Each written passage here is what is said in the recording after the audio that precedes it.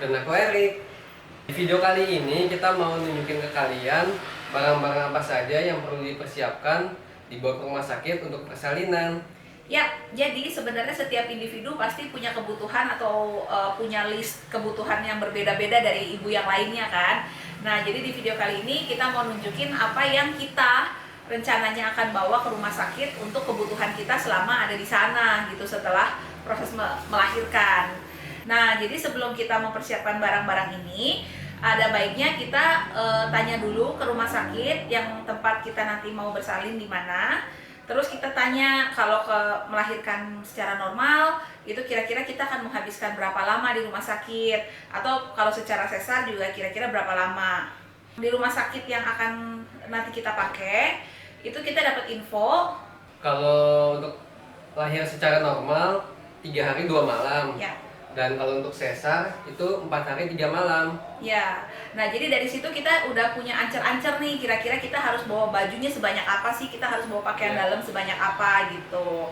Nah, sebaiknya sih perlengkapan-perlengkapan ini tuh disiapkan kalau kalian udah masuk trimester 3 atau paling nggak udah 9 bulan lah, itu kalian harus sudah mulai beres-beres. Terutama buat teman-teman yang melahirkan secara normal nih, karena kan kita bisa aja kontraksi kapan aja dan kita harus cepet-cepet ke rumah sakit. Nah, kalau kita udah siapin barangnya dari jauh-jauh hari, kita udah masukin ke koper, jadi pas hari H kita berangkat ke rumah sakit, kita nggak usah sibuk harus packing-packing lagi. Nah, barang-barang ini tuh aku bagi jadi 4 kategori. Yang pertama itu kebutuhan ibu, yang kedua kebutuhan bayi, yang ketiga kebutuhan suami, dan yang terakhir adalah dokumen yang harus kita siapkan. Ya udah, kalau gitu sekarang ikutin video kita, aku akan tunjukin barang-barangnya apa aja. Yuk. Yuk. Nah, kalau aku pribadi, aku tuh lebih seneng sebelum aku siapin barang-barang ini, aku tuh ngelis dulu, aku tulis nih kira-kira barang apa aja yang harus aku siapin. Ini sih aku siapin udah dari kira-kira masuk trimester 3 gitu atau udah 8 bulanan gitu. Jadi apa yang kira-kira kepikiran di otak gitu, terus aku tulis dulu. Oke, sekarang kita mulai untuk kebutuhan ibu dulu ya. Jadi aku di sini rencananya bawa 2 kemeja yang ada kancingnya. Kemejanya itu yang longgar-longgar gitu, yang bahannya enak.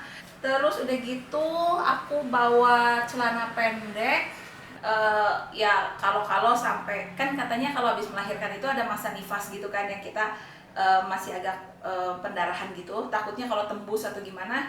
Jadi aku bawa spare 3 celana pendek. Terus aku bawa 1 celana lagi ini buat pulang gitu. Terus udah gitu aku juga bawa daster. Ini tuh daster juga yang ada full kancing depan. Jadi kalau memang harus menyusui juga lebih gampang. Terus udah gitu aku bawa ini tuh softpack maternity untuk dipakai setelah melahirkan. Aku beli yang 20 pad. Terus udah gitu aku bawa celana dalam.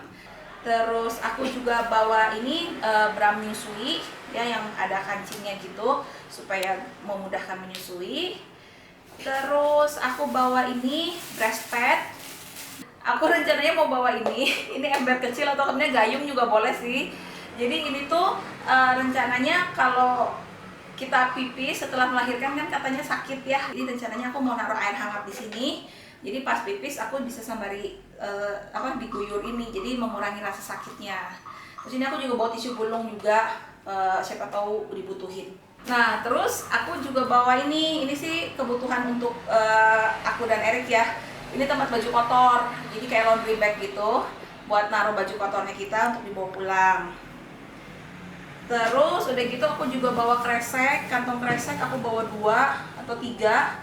Ya nggak tahu buat apa, cuma ya udah bawa aja. Ini sih paling masker, kita udah bawa, ini rencananya bawa 6 surgical masker. Tapi kayaknya kita bakal nambah lagi sih, nggak cuma 3. Nggak cuma, ini kan bawa 6, kalau 6 kan artinya seorang 3 ya.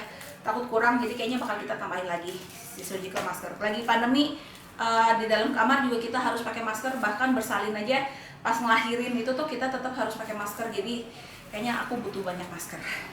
Ini aku belum tunjukin, ini adalah perlengkapan mandi. Jadi di dalam sini ada sabun mandi, ada sampo, ada deodoran, terus conditioner rambut, itu opsional lah, terserah, boleh dibawa boleh enggak, sama sikat gigi, dan pasta gigi. Next, kita nggak lupa bawa anduk mandi. Nah ini aku bawa 2, satu buat Erik, satu buat aku gitu. Jadi yang ukurannya kecil aja sih. Nah paling tambah ini tuh aku bawa sendal aku bawa 2, satu buat Erik, satu buat aku juga. Jadi buat dipakai di dalam kamar gitu. Nah terus kebutuhan ibu yang selanjutnya itu aku taruh di tas. Ini tuh tas tas tangan aku lah istilahnya. Jadi di dalam tas tangan aku ya tentu saja ada dompet, case kalau diperluin. Jadi aku pegang cash juga gitu, ada ATM. Terus udah gitu sisir, ya kan pasti diperluin sisir. Terus udah gitu saya juga bawa tisu. Di sini ada tisu kering sama tisu basah. Terus lagi musim pandemi, hand sanitizer selalu juga ada di tas. Terus udah gitu yang terakhir adalah ini pouch untuk make up. Sebenarnya nggak penting-penting amat sih. Cuma kalau misalnya nanti pas pulang dari rumah sakit supaya mukanya nggak kucel-kucel amat gitu. Jadi ya kita bisa pakai sedikit make up ya. Oh ini satu lagi ketinggalan guys, jedai. Buat teman-teman yang rambutnya panjang, kayaknya penting banget deh pakai jedai supaya kalau ini pas lagi menunggu kontraksi atau nunggu waktu persalinan gerah panas, kita bisa pakai jedai atau iketan rambut juga boleh juga sih. Nah sekarang kita berlanjut ke kebutuhan bayi. Nah kebutuhan bayi ini juga sebenarnya nggak selalu sama sih di setiap rumah sakit. Di rumah sakit ini kita harus tanya kalau bayi setelah dilahirkan itu dipinjemin pakaian nggak dari rumah sakitnya. Kalau memang dipinjemin ya artinya kita tinggal bawa baju untuk pas pulang aja gitu. Nah ada juga beberapa rumah sakit yang nggak meminjamkan baju, jadi kita harus nyiapin pakaian sendiri. Di rumah sakit yang nanti aku akan pakai itu tuh setiap bayi yang baru lahir akan dipinjamkan baju dan selimut dari mereka. Jadi aku nggak usah bawa baju terlalu banyak, jadi aku cuma bawa baju bayi untuk pas pulangnya aja, perlengkapan untuk pas dia pulang gitu. Nah jadi karena sekarang masih gak tahu si anak nih mau dikasih baju yang mana, jadi aku bawa 2 baju, 2 setel. Ini tuh celana panjang sama baju lengan panjangnya. Ada yang ini, ada yang ini. Masih gak tahu mau bawa yang mana atau kita bawa dua-duanya aja kali ya. Terus sama ini satu baju tuh yang lengan buntung gini. Rencananya ini tuh cuma dipakai sebagai kayak kaos dalamnya gitu loh. Jadi sebelum dipakein baju yang lengan panjang, dalamnya dipakein dulu yang lengan buntung gitu. Terus udah gitu aku bawa bedong. Ini bedong bayinya. Terus udah gitu aku bawa satu setel sarung tangan sama sarung kaki. Sepasang aja cuma pas buat pulang.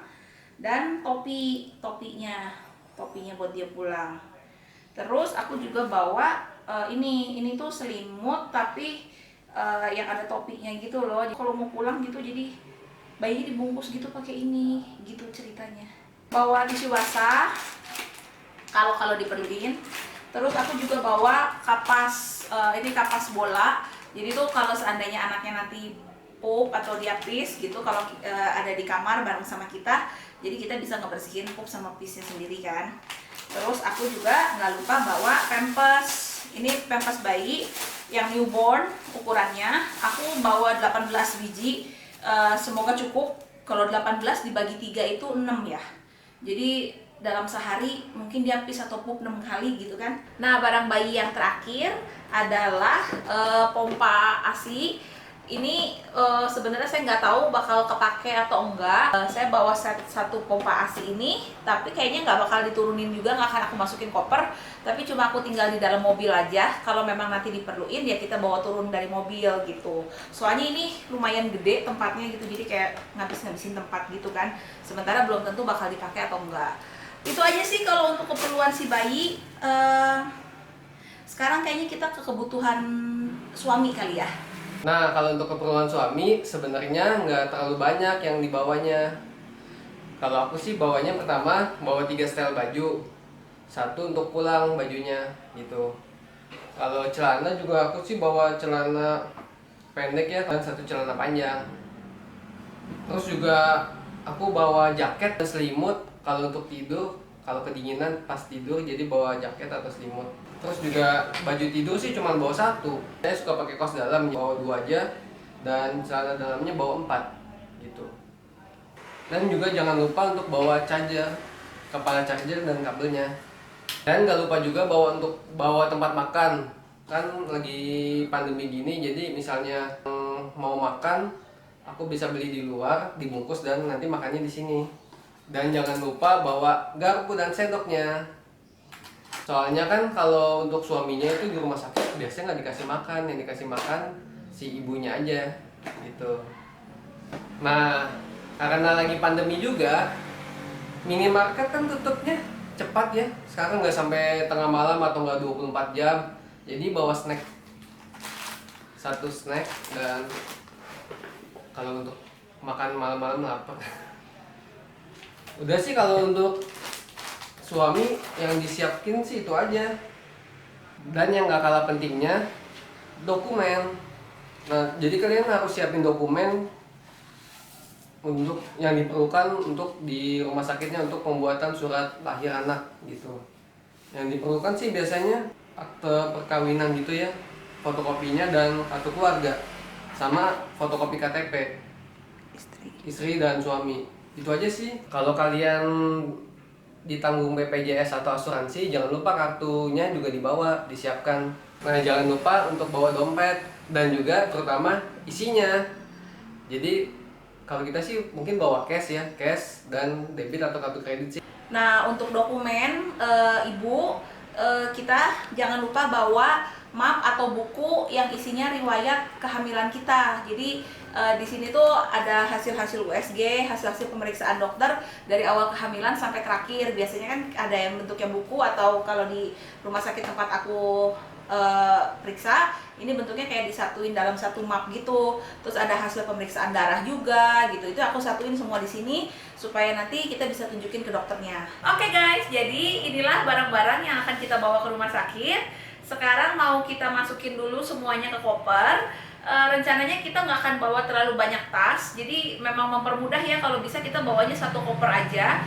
Jadi semuanya masuk ke dalam satu koper supaya nggak pada ketinggalan gitu loh. Terus udah gitu kopernya kita taruh di dekat pintu rumah, atau kalau kalian mau masukin di mobil dari sekarang juga nggak masalah sih. Ya udah, kalau gitu segini dulu video untuk hari ini. Semoga videonya ada gunanya, berguna sedikit buat teman-teman, dan semoga kalian juga suka ya sama videonya. Iya, betul. Kalau suka jangan lupa di like dan juga jangan lupa di subscribe. Oke guys, terima kasih banyak udah nonton, dan sampai ketemu lagi di video kita yang selanjutnya ya. Goodbye. Goodbye.